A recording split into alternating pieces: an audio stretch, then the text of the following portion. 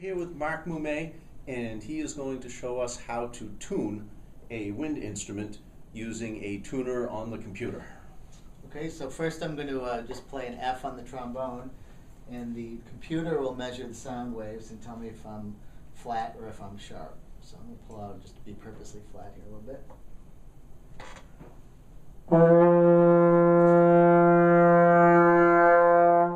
So you can see the red arrow to the left of center indicating that my pitch is too flat. So what I'm going to do to adjust that is I'm going to push this tuning slide in just a little bit, making the instrument shorter, and it should make it a little bit higher.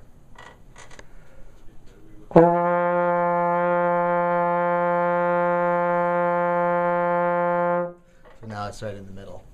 So that's how you tune, and basically all wind instruments tune the same way. If they're flat, you need to make them a little bit shorter.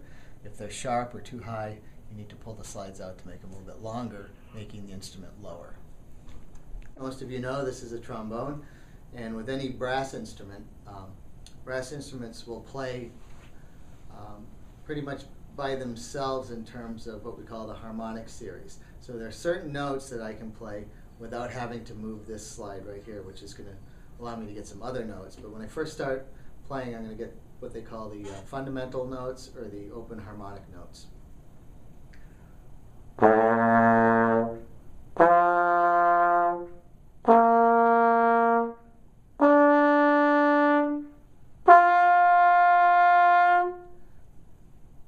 So those notes are all made by just increasing the vibrations of my lips and speeding up the air into the instrument a little bit. So the problem then becomes we need to get the notes that are in between those notes, and that's what the slide does. The trombone being a very simple instrument, as I extend the slide out, I'm essentially just making the instrument longer so that the air has to go further, and when I have a longer instrument, the pitch will go lower.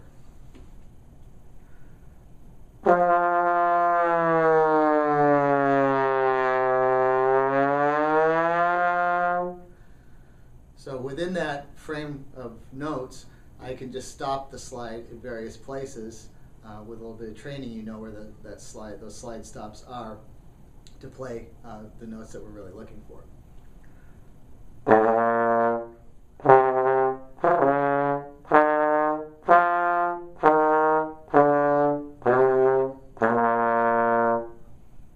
And that's how you change the notes on a trombone.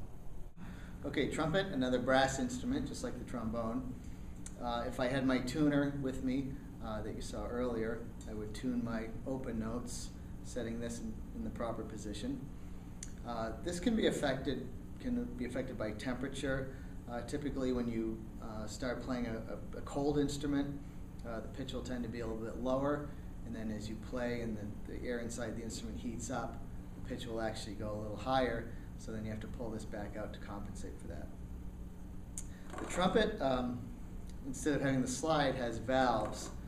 And the funny thing is, the trumpet was around for hundreds of years before anybody even thought of this valve system, but it's really quite simple. When you blow the air through the trumpet, you get the same open notes that we had on the trombone. So instead of having the slide to change the notes, we use this. So if I push down this middle valve right here, what it's essentially doing is there are little holes inside this casing here that line up with this pipe. And when the two holes line up, push that down, the two holes will line up with these ends of this pipe right here, and the air now will go through this one. And so essentially what I've done is I've made the trumpet this much longer than it was before, so the pitch will be a little bit lower. And what we call in music, pushing this valve down will lower the pitch 1/2 a step. If I push down this first valve, it does the same exact thing, only now I'm adding this much air to the instrument, or this much tubing length to the instrument. As you can see, this tubing is about twice as long as this one. So where this lowered the pitch 1/2 a step, this will lower it a full step. And the third valve, that's over on the back side, is this one. So if I push the third valve, I now add this much tubing to the instrument. And what you can do is by putting down more than one, you can do it in combination. So if I put down the first two valves, I'm adding this amount and this amount. So and I can get a lot of different combinations. So again, I have my open notes like I did on the trombone.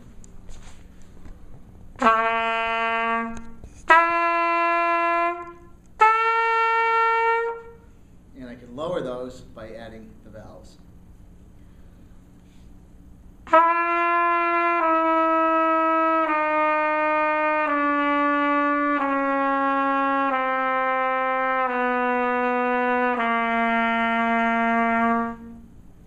And that's how the trumpet works.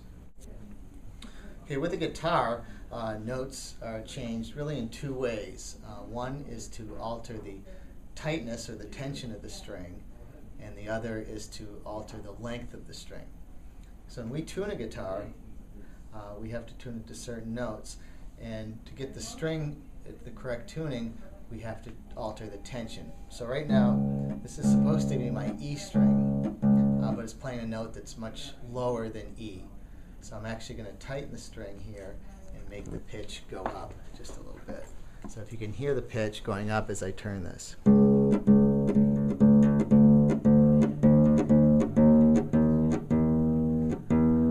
So the question is, how do I know when to stop? And I can do a number of things. I can just use a tuner, or I happen to know that this guitar is almost in tune. So if I know this one's another E,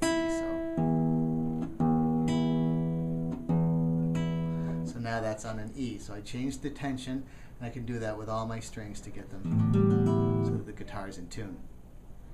When we play the guitar or we play chords, really all we're doing is we're shortening the length of the string. Because right now the string, if you can take a look here, this little bar represents one end of the string. It doesn't vibrate past this. It starts to vibrate here. This whole string vibrates all the way up into here. So that's the length and the tension of the E string. So when you put your finger down on a guitar, let's say if I put my finger down here on what we call the 5th fret, my finger isn't making the string shorter, but what's happening is this fret right here is actually now the new end of the string. So the guitar string is only from here to here. So as you might guess, a shorter string would result in a higher pitched note. So here's my open string. Oops, wrong string, here we go. And now the higher pitch. Same string, it's just now shorter. And a guitar is set up so that each fret represents half a step, just like we talked about with the trumpet. So if I go up one fret at a time,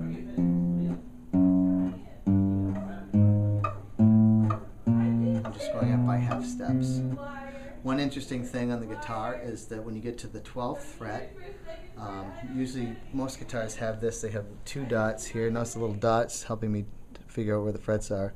The 12th fret always has 2 dots on it. And the 12th fret's kind of special because that's the exact halfway point between this end of the string and this end. So if I divide the string completely in half, the physics is kind of interesting in the fact that it will now be exactly 1 octave higher. It'll be another E, it'll just be a higher E. So there's my low E,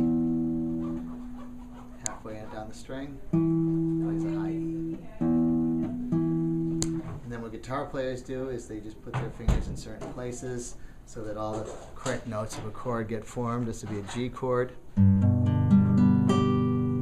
C chord. So I'm just altering each string's length so that they produce notes that play in harmony with each other and make a chord. That's how guitar works. All right, here we have the timpani.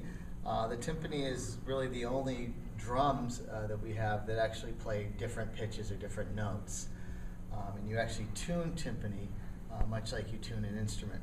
And a timpani player actually will look at notes in their music as opposed to just rhythms. The timpani, we can tune the timpani here with a foot pedal. Mr. Parker, get a little closer in here. By changing this foot pedal, either going this way or this way, what I'm actually doing is that pulls each one of these things around the rim, and it stretches the rim tighter against the, it stretches the head tighter against the rim. And when the head is stretched tighter, Just like tuning a guitar string, a tighter head or a tighter string means a higher pitch. So I'm going to demonstrate right now the ability of the timpani to actually change pitches.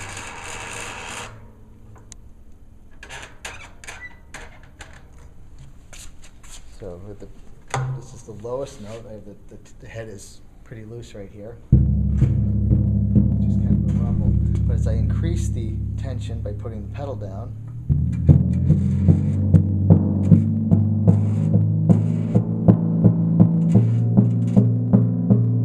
now it's a higher pitch. So that has the same effect as a guitar when you turn the key to tighten the string to get a higher pitch. Exactly. Now we're pushing the pedal to tighten the diaphragm to get a higher pitch. Right, the head gets stretched tighter over the rim. And then when I need to get a higher note still, I have to shift over here to a smaller drum, and then to yet a smaller one. And so we change that. So typically what timpani players do, they need to set the notes at a certain pitch, a predefined pitch in their music. Then they can play two at once.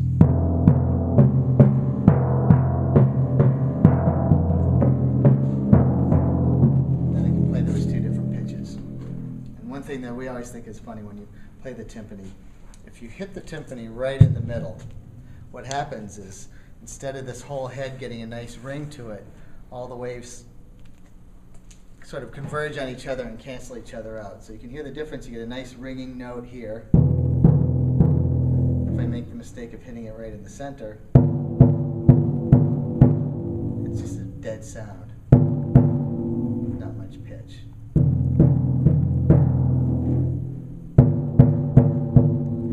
So you have to be careful not to do that. And that's because the base of it is made like a parabola, so all of the waves reflect back and they all get at the exact center point at the same time, and that makes for a very uninteresting sound. Right.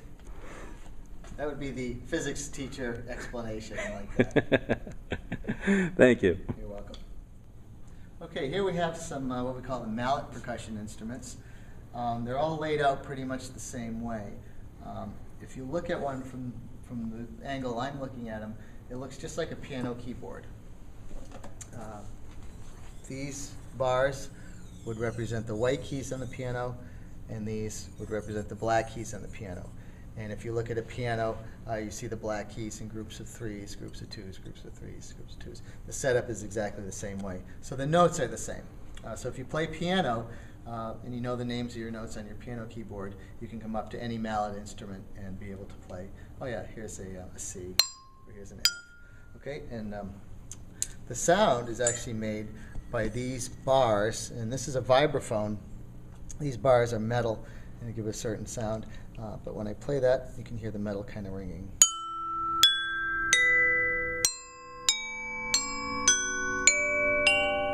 That's how that works. And it sounds like it does because it's the metal bars. Over here, we have what we call the xylophone. And these bars are laid out the same way, only these are wooden. And they'll just present a little bit different sound. But same thing. You hit it. If I hit it with different types of mallets, a little bit different sound.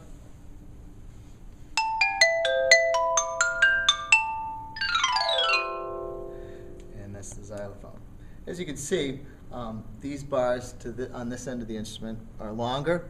So as just like we've seen with the other instruments, things that are longer produce tones or notes that are lower.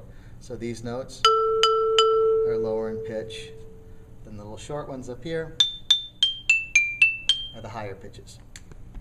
And that's how the pitches are changed, just by altering the length of the bars. The player doesn't do that. They're already set. And over here, it's a much bigger one. This also has wooden keys on it. This is called the marimba. It's a deeper, richer sound as you'd expect from a bigger instrument. I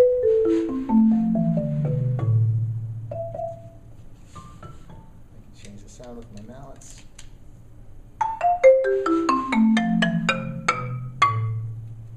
And that's keyboard percussion.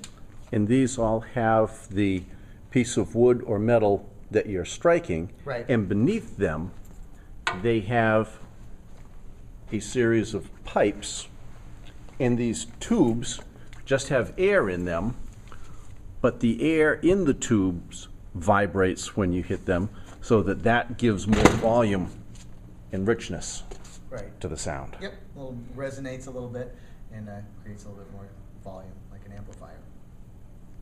Thank you. You're welcome.